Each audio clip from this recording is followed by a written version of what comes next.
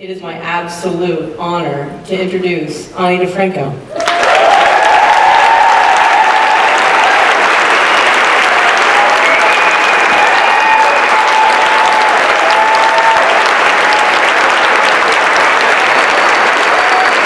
Hello there, good people. Thanks. So nice to be here with you, really. My full family, my home that I've always had to come back to. I know I'm going to leave here feeling stronger and more whole because of you once again, so thanks in advance.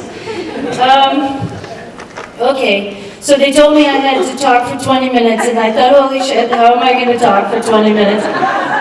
And then I started to think about all the things that there are to talk about, and I thought, oh God, I could talk for 3 days and not even get there, right? So I'm just gonna narrow my focus in this moment to a couple of concepts, and then maybe a concrete action that I think we can all do to make those concepts come alive for us.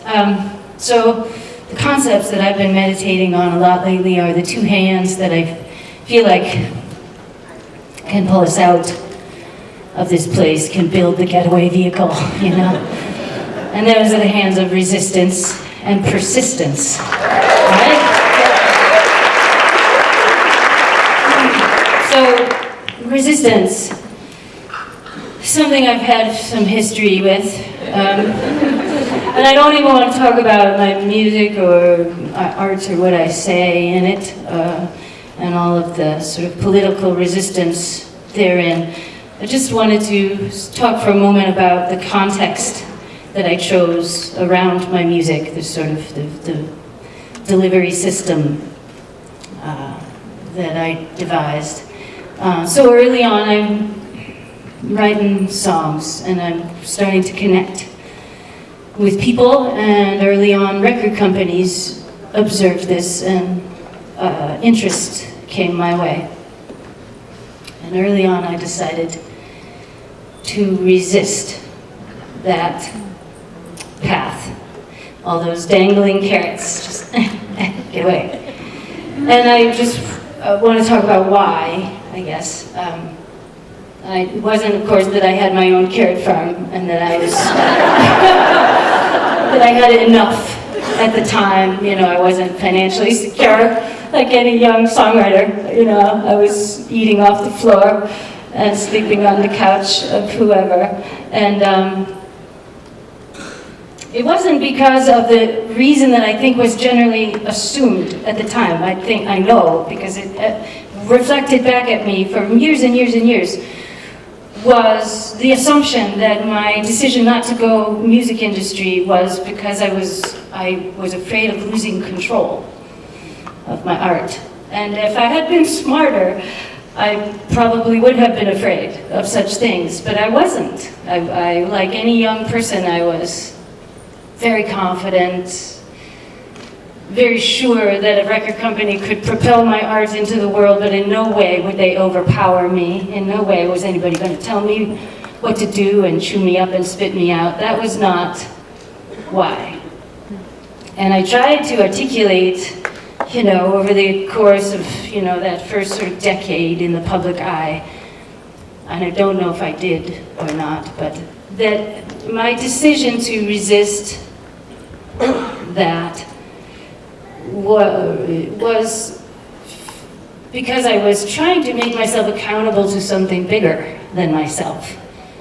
I was born in 1970. I was 10 years old in 1980. You know, my formative years are the Reagan Revolution, the me generation.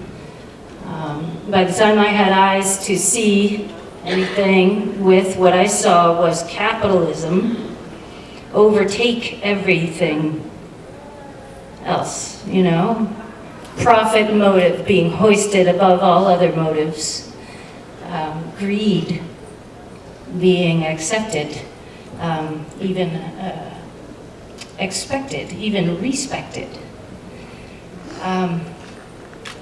You know, I felt like the forces of big business were taking over our culture, our art, our music, our media, our government, and I felt that big picture was bad. And I didn't want to participate, even in my little way, you know, even for my own purposes. It was just about, my choice was about being accountable to something bigger than myself and my needs or my path, or that my path indeed would have been compromised by going that route. And I'm talking about this only to provide some context for what I really want to talk about today, and that's voting. I've been a long proponent of voter participation. For most of 2016, I was on a Vote Dammit tour, you know, registering people at every show, talking from every stage to, you know, roomfuls of many young people about believing in democracy just enough to vote, to show up and make it real. It was a concept that I revived from 2000 and 2004 when I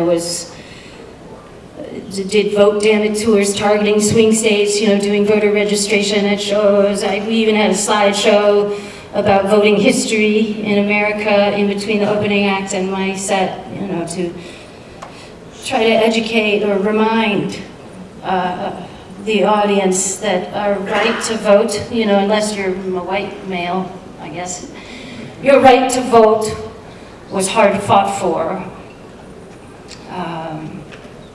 And to squander it is to ignore that history and those warriors, you know, who fought, who gave their lives so that we could all have that power together.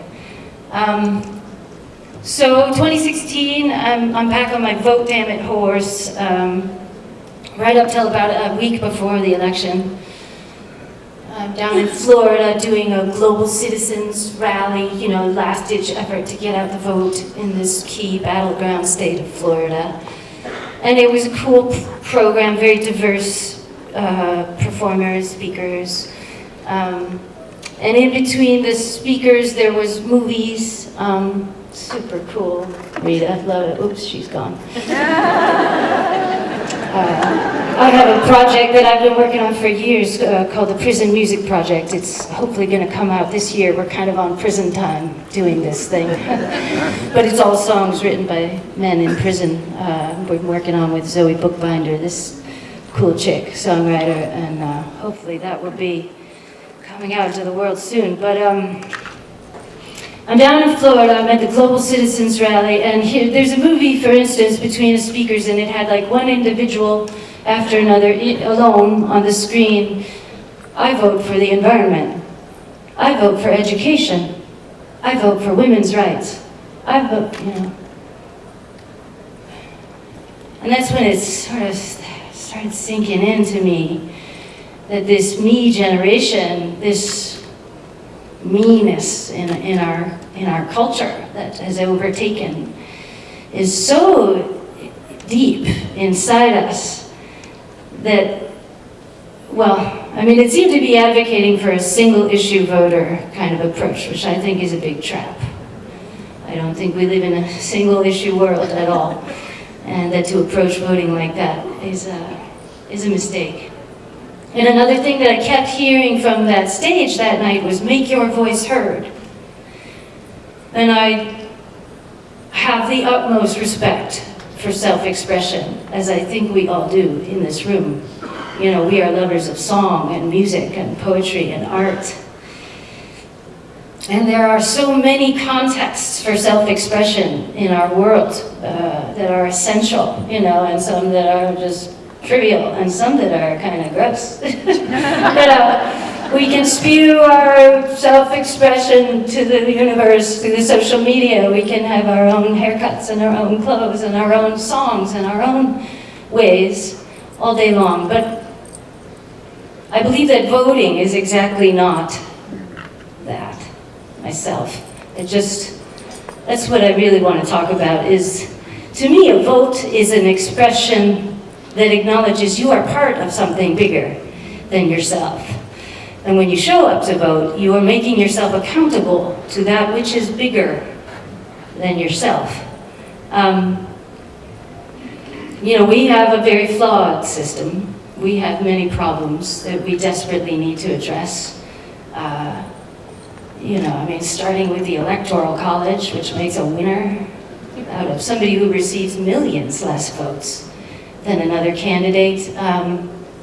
We have conservative justices on the Supreme Court that struck down the Voting Rights Act and allowed Republican apparatuses everywhere to disenfranchise by the hundreds of thousands minority Democratic voters. With these new voter ID laws and shutting down polling places and reducing the hours and just deregistering people by the droves for this invented problem of voter fraud.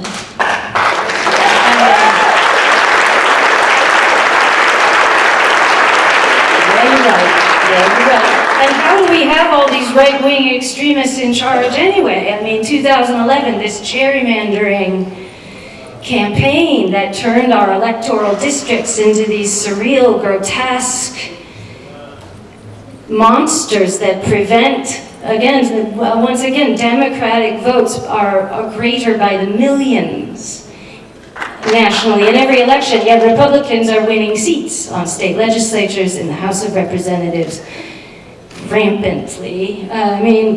Just some of the problems, campaign finance reform, it's endless, right? It's endless. And yet, we had the opportunity, we were this close. Despite all those odds, the power of our system is so great that we had the opportunity to stop fascism in its tracks by coming out in greater numbers and exercising our franchise and voting. So I was on stage on election night playing the wrong show. And everybody, it was very strange. The audience is like, it was weird. And I didn't know until I walked off the stage why. And I was on stage for the next ensuing few weeks, processing in public, the shock and the devastation. And I had my ally and comrade, a beautiful bass player, Todd Sigapus. Yeah, I'll tell him you said so. Has a friend named Rebecca Solnit, who is a very powerful writer. She's the one who brought us the sort of concept of mansplaining, among other things. Great writer. And Todd introduced me to her and her writing around the time of this election during this tour, because everything she was saying was so resonant with everything I was spewing and feeling, and I found great kinship in her words. I want to share just a few of them with you now. This is writing she was doing around that time. She wrote, "Voting is the responsibility of citizens to go out and defend their country, even if the work is unpalatable and doesn't seem immediately rewarding or flattering to their identity. The language being used, it's as though the vote was a gift we give to the candidate for his or her benefit, rather than a task of maintenance we do for ourselves and for our nation and for the world. It's the language of childhood and consumerism, not of adulthood and citizenship." So I just want to leave you with just one thought. There's 633 days to the, no, what is it? Yes, I think, is that math right? To the midterm elections? You get the idea. I hope that we will all feel inspired to vote, not just to get us out of this terrifying hole that we're in, but every single time we can. From now till we're dead, I hope that we can apply persistence to our will to vote, because that is the stronger and more necessary hand. It is one thing to have an idea of what you don't want to participate in, or an ideal of the world that you want to live in, and it's another thing to persist in the actions every day that will make that possible. So I'll leave you with one last Rebecca Solnit sentence, and I hope that we can carry it forward to our voting careers. She said, voting is a chess move, not a Valentine. Thanks, everybody.